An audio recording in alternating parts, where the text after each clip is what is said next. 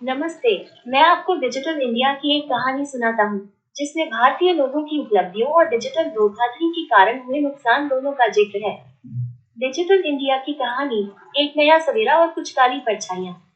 एक समय की बात है, जब भारत सरकार ने डिजिटल इंडिया का सपना देखा। ये सपना था एक ऐसे भारत का, जहाँ हर नागरिक तक तकनीक पहुँचे, जहाँ सरकारी सेवाएं घर बैठे मिले, और जहाँ हर लेन देन डिजिटल हो जाए। उपलब्धियां। जब भारत ने डिजिटल उड़ान भरी, शुरुआत में बहुत से लोगों को लगा कि यह मुश्किल होगा, लेकिन धीरे धीरे बदलाव आने लगा। ओपी का जादू। सबसे बड़ी क्रांति थी यूनिफाइड पेमेंट्स इंटरफेस ओपी। देखते ही देखते छोटे से छोटे दुकानदार से लेकर बड़े मॉल तक सबने क्यूआर कोड अपना लिया। सब्जी वाला हो या ऑटो वाला, कोई भी अब खुले पैसे की चिंता नहीं करता था। पलक झपकते ही पैसे एक खाते से दूसरे खाते में पहुंच जाते थे।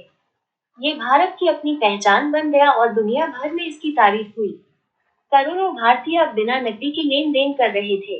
आधार और जन धन। आधार ने हर व्यक्ति को एक डिजिटल पहचान दी, जिससे सरकारी योजनाओं का लाभ सीधे गरीबों तक पहुंचने लगा। जन धन खातों के साथ मिलकर इसने वित्तीय समावेशन फाइनेंशियल इंक्लूजन को बढ़ावा दिया। अब गांव गांव में लोग बैंक से जुड़ गए थे। E governance.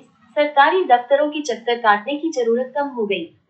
जन प्रमाण पत्र, आय प्रमाण पत्र, बिजली का बिल भरना, सब कुछ ऑनलाइन होने लगा। डिजिलॉकर जैसी सेवाओं ने महत्वपूर्ण दस्तावेजों को सुरक्षित डिजिटल रूप में रखने की सुविधा दी। डिजिटल शिक्षा और स्वास्थ्य। दूर दराज के इलाकों में भी ऑनलाइन शिक्षा के माध्यम से पढ़ाई संभव हुई। टेलीमेडिसिन। टेलीमेडिसिन ने डॉक्टरों तक पहुंच को आसान बनाया, खासकर महामारी के दौरान। लोग गर्व से कहते थे, देखो हमारा भारत कितना आगे निकल गया है। अब गांव का किसान भी स्मार्टफोन से अपने खेत की जानकारी ले रहा है, और शहर का युवा घर बैठे सरकारी काम निपटा रहा है। यह एक नए, सशक्त और जुड़े हुए भारत की तस्वीर थी। नुकसान। जब डिजिटल दुनिया में बिछे जाल। लेकिन हर चमकती चीज सोना नहीं होती। जैसे जैसे डिजिटल दुनिया का विस्तार हुआ, वैसे वैसे कुछ काली परछाइयां भी मंडराने लगी। डिजिटल धोखाधड़ी, डिजिटल फ्रॉड, फिशिंग और ओटीपी धोखाधड़ी। भोले भाले लोगों को बैंक अधिकारी या सरकारी कर्मचारी बनकर फोन आने लगे। आपका खाता बंद होने वाला है, बस यह ओटीपी बता दीजिए। या आपको लॉटरी लगी है, बस इस लिंक पर क्लिक करें। एक छोटे से एसएमएस या एक फोन कॉल ने लोगों की सालों की कमाई पल भर में गायब कर दी। ओपी धोखाधड़ी। ओपी की सुविधा का फायदा उठाकर ठगों ने नए तरीके इजाद किए। गलती से पैसे ट्रांसफर हो गए हैं, कृपया वापस कर दें, या आपको पैसे भेजने के लिए क्यूआर कोड स्कैन करें, जैसे झांसे देकर लोगों के खातों से पैसे उड़ा लिए गए। कई बार तो सिर्फ एक मिस्ड कॉल से भी लोगों के खाते खाली हो गए। जॉब और लोन के नाम पर ठगी।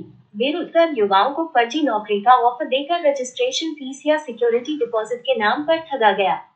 जरूरतमंद लोगों को आसान लोन का लालच देकर उनसे प्रोसेसिंग फीस ऐंठी गई और फिर लोन दिया ही नहीं गया। ऑनलाइन शॉपिंग और निवेश स्कैम। आकर्षक डील्स और भारी छूट का लालच देकर नकली वेबसाइट के जरिए लोगों से पैसे ऐंठे गए। बिटकॉइन या किसी नई योजना में भारी रिटर्न का वादा करके लोगों को अपनी गाड़ी कमाई गंवाने पर मजबूर किया गया। लोगों ने जो डिजिटल आजादी महसूस की थी, वह अब एक डर में बदल गई। फोन उठाने से डर लगता है, कोई अनजान लिंक खोलने से डर लगता है, पता नहीं कब कौन ठग ले। कई परिवारों की पूरी जमा पूंजी चली गई, जिससे वे गहरे सदमे में आ गए। पुलिस में शिकायतें बढ़ी, लेकिन ठगों को पकड़ना अक्सर मुश्किल होता था, क्योंकि वे दूर बैठकर अपना जाल बिछाते थे। निष्कर्ष। डिजिटल इंडिया ने निस्संदेह भारतीयों के जीवन को बदल दिया है। इसने सुविधा, पारदर्शिता और सशक्तिकरण लाया है। हम गर्व कर सकते हैं कि हम दुनिया में डिजिटल भुगतान के सबसे बड़े उपयोगकर्ता बन गए हैं। लेकिन इसके साथ ही हमें ये भी समझना होगा कि इस नई दुनिया में सावधानी और जागरूकता सबसे महत्वपूर्ण हथियार है। डिजिटल साक्षरता केवल तकनीक का उपयोग करना नहीं, बल्कि डिजिटल खतरों को पहचानना और उनसे बचना भी है। ये कहानी हमें सिखाती है कि प्रगति के साथ जिम्मेदारियां भी आती हैं। हमें डिजिटल इंडिया के लाभों को अपनाना चाहिए, लेकिन साथ ही धोखाधड़ी से बचने के लिए हमेशा सतर्क और जागरूक रहना चाहिए।